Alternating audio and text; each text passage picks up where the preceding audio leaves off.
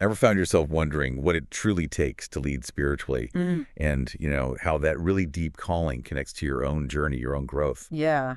Well, you're in for a treat today. We're taking a deep dive into Hebrews chapter 5. It's a really rich, pivotal section of Scripture. It really is. And it doesn't just build on chapter 4. It sort of expands our whole understanding of leadership, sacrifice, and, well, what it actually means to grow in faith. What's truly fascinating in Hebrews 5, I think, is how meticulously the author lays out these ancient qualifications for a high priest. Right.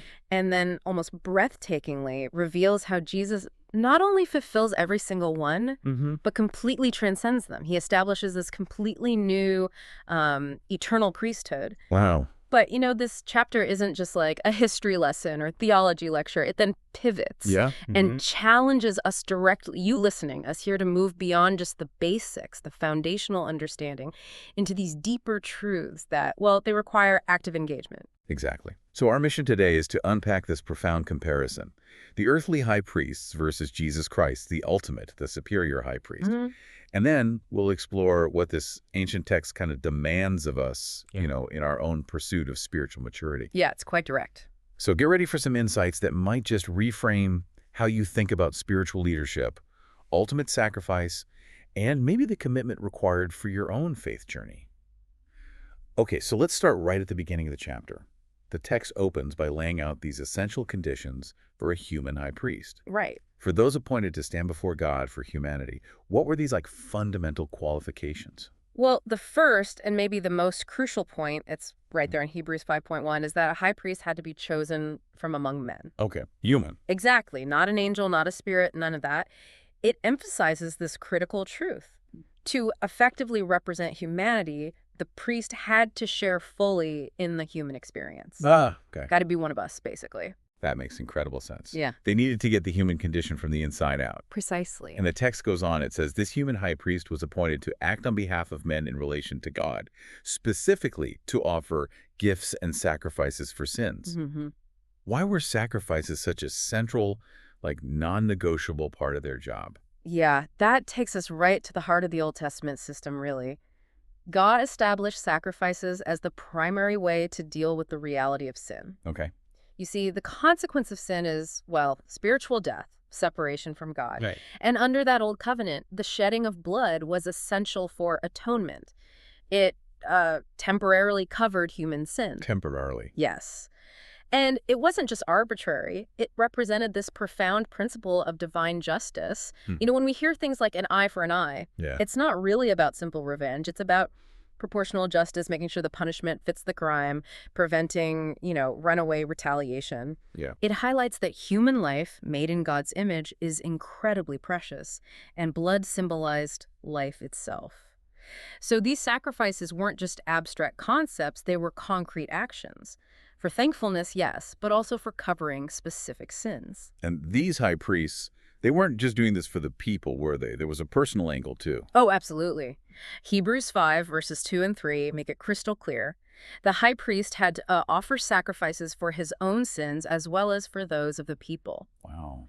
It's a stark reminder, isn't it, that even the one chosen to mediate between God and humanity was himself subject to weakness. Yeah. Think about Aaron. Despite his divine appointment, he tragically caves under pressure and makes the golden calf. Right, a huge mistake. Exactly. It shows that all human priests were inherently fallible, and that shared humanity, their own struggles, their imperfections, that's what allowed them, as the text says, to sympathize with the ignorant and wayward. They understood sins done out of ignorance, and also those done in outright rebellion, because, well, they wrestled with those same human realities themselves. So given these incredibly demanding and frankly humbling qualifications, could anyone just decide to become a high priest? Was it like a career choice? No, not at all. And this is a really critical distinction. The text in Hebrews 5.4 says explicitly, no one takes this honor for himself, but only when called by God, just as Aaron was. Okay, so God's choice. Absolutely. It wasn't about human ambition or getting elected or even just being from the right family, though that was part of it. Right, tribe of Levi, descendant of Aaron. Yes, those were requirements, but the most important thing was being divinely selected. It was a holy office given by God himself.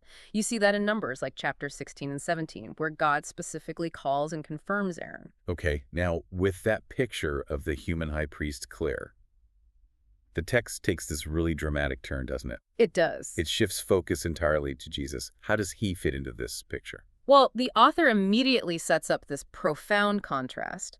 Hebrews 5:5 says that Christ did not exalt himself to be made a high priest. So he didn't choose it himself either. Exactly, but was appointed by him who said to him, "You are my son, today I have begotten you."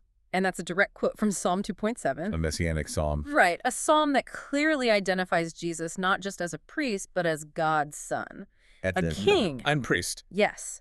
This divine appointment, rooted in his very identity as the son, instantly sets him way apart from any earthly high priest. This is where it gets really interesting, though, because Jesus wasn't from Levi, was he? He was from the tribe of Judah. Exactly. So by the rules we just talked about, how could he possibly be a priest? It seems like a contradiction. That's precisely the aha moment the author wants us to get. Okay.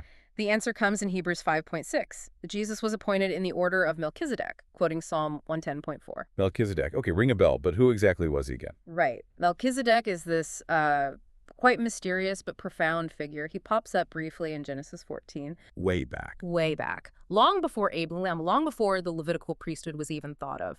And he's called both King of Salem, likely Jerusalem, and Priest of God Most High. King and priest again. Yes. And Abraham himself, the great patriarch, actually paid tithes to him. Wow. Okay. The significance here is immense. Melchizedek's priesthood wasn't based on lineage, not on a tribal system. It was universal, ancient, and he held both royal and priestly authority. Okay. This dual role, and the fact his priesthood predates and is totally independent of the Levitical system, it's not just different from Aaron's order. It signifies a profoundly superior and crucially eternal priesthood. Eternal. Yes, tailor-made for Jesus, it implies this authority that has no beginning, no end, unlike the mortal, succession-based Levitical line. So Jesus' priesthood isn't just a variation. It's a whole different order. Eternal, royal, unique. That really does set him apart. Completely. Yet the text also emphasizes his humanity too, doesn't it? It says, in the days of his flesh, he offered up prayers and supplications with loud cries and tears to him who was able to save him from death. And he was heard because of his reverence. That description, it sounds so raw. It makes you think of Gethsemane. But It absolutely does. That passage vividly points to Jesus' profound struggle in the Garden of Gethsemane. yeah, He genuinely confronted the imminent prospect of death with deep human emotion. I mean, sweating blood, as Luke records. yeah. And this wasn't a prayer to somehow escape the cross. It was more like a prayer for God to empower him, to strengthen him, to endure and ultimately overcome death. Okay, so he was heard. Yes, he was heard, not in the sense of avoiding the cross, but in being strengthened to fulfill his mission, ultimately conquering death through his resurrection. Got it. And this experience shows his perfect empathy. He truly experienced human weakness and suffering in its most acute form. So he fulfills that condition of the human high priest being able to sympathize with us. But he did it differently. Uniquely, yes. Without ever succumbing to sin himself. He fully embraced and endured that human experience of dread, of agony, making him the ultimate compassionate mediator. This leads to a really powerful statement next, in verse 8. Although he was a son, he learned obedience through what he suffered. Yeah, that can catch people. It can sound a bit jarring. Yeah. Does it mean Jesus was ever disobedient before? And then it follows with verse 9. Mm. And being made perfect, he became the source of eternal salvation for all who obey him. What does made perfect mean there? Great questions to unpack.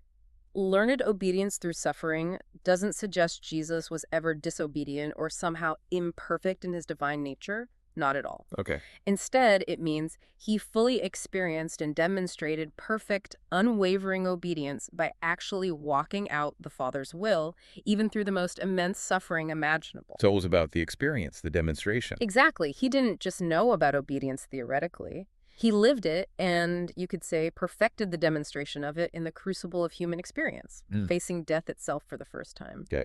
And made perfect. Right. Made perfect. Or maybe better translated as fully equipped or brought to completion refers to the culmination of his whole earthly mission. The whole thing. Yes. His death and resurrection didn't make him better in his essential nature, but they fully accomplished his redemptive work. They qualified him, equipped him to be the complete and ultimate source of eternal salvation for all humanity. Okay. His status is just unparalleled because he has fully experienced everything, overcome everything, perfectly achieving his role. Wow. Okay, so After getting into such deep theology about Jesus' unique priesthood, the text almost jolts us, doesn't it? There's this abrupt shift. Yeah, it's quite a turn. It feels like the author is almost pulling his original readers back to reality, maybe even a bit frustrated. He says, concerning this, we have much to say, and it's hard to explain since you've become dull of hearing. What's really going on there? It definitely feels like a wake-up call. And, it's a question that echoes for us today, too. Oh, so? The author's basically saying, look, I have even deeper, more profound truths to share with you, especially about this Melchizedek priesthood, but you're just not ready to receive them. Yeah. Their hearing has become sluggish.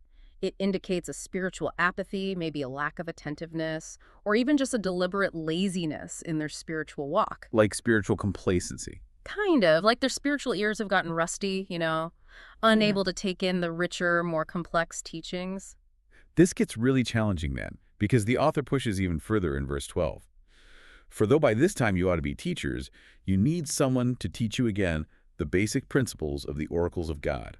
You need milk, not solid food. Yeah, strong words. So for us today, what's the tangible difference between milk and solid food in a spiritual sense?